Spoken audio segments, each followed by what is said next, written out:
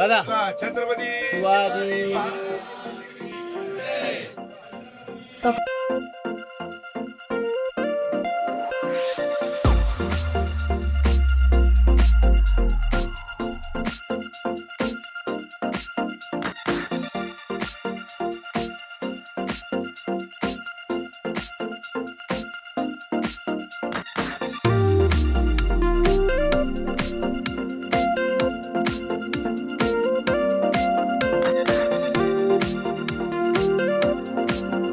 दिनांक 22 तारखेला सुरू झालेला आमचा जनसेवा सप्ताह अजितदादांच्या जयंतीनिमित्त आम्ही आयोजित केलेला होता.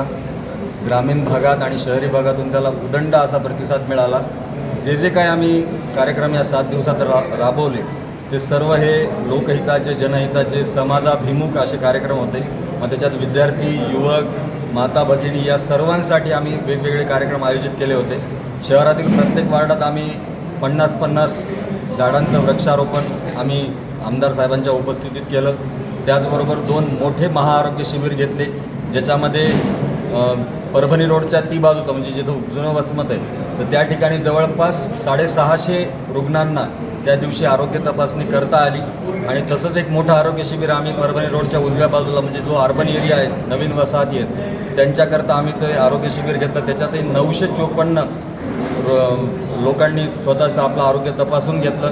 त्याचबरोबर आषाढी एकादशीनिमित्त आम्ही एक मोठा अभंगवाणी हा कार्यक्रम घेतला होता.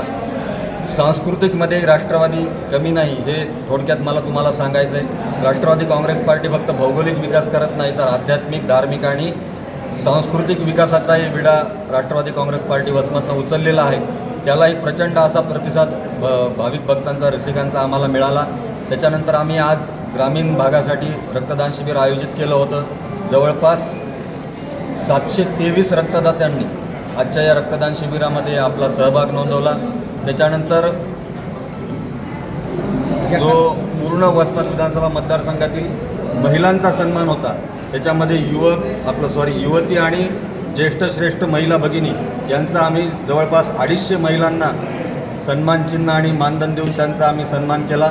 ज्या महिलांना कधी स्टेज मिळत नाही, ज्या सतत राबतात, कष्टकरी असतात, पण त्यांचा कुठे ना कुठेतरी सन्मान व्हावा त्याच्या मागचा निर्मळ आणि स्पष्ट आमचा हेतू होता. त्यालाही उदंड प्रतिसाद माता भगिनींनी दिला.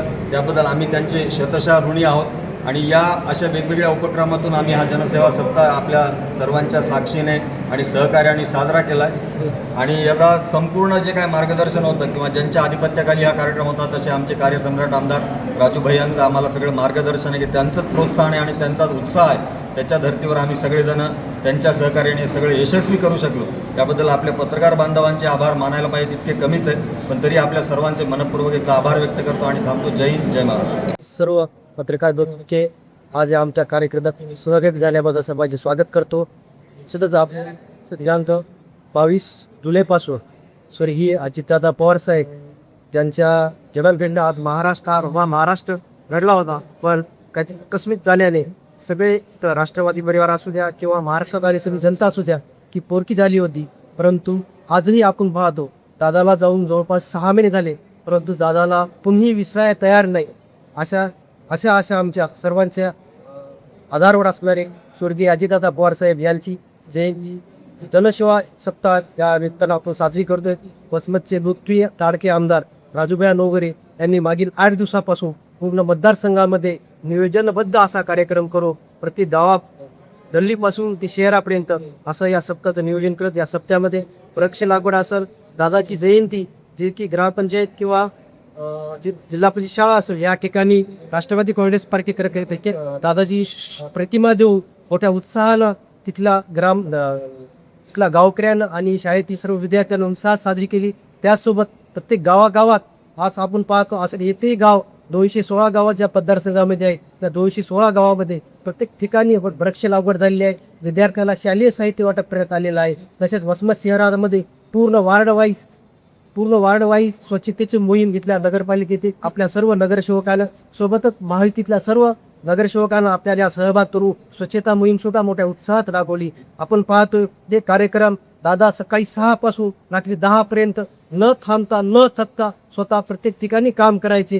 त्याच पद्धतीनं आपल्या इथेही की सर्व कार्यकर्ते, राष्ट्रवादी काँग्रेस पार्टीचे सर्व कार्यकर्ते आणि त्याचे सर्व सहकारी आज 22 जुलैपासून सातत्यानं कुठल्या न कुठल्या माध्यमातून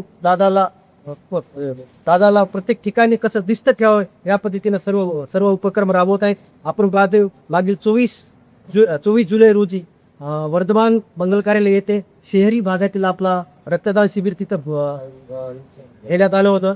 तसंच त्याच धर्तीवर शहर आणि ग्रामीण एका ठिकाणी होणार नाही म्हणून आज 28 जुलै रोजी मयूर मंगल कार्यालय येथे ते सुद्धा रक्तदान शिबिर आयोजित करण्यात आलं होतं.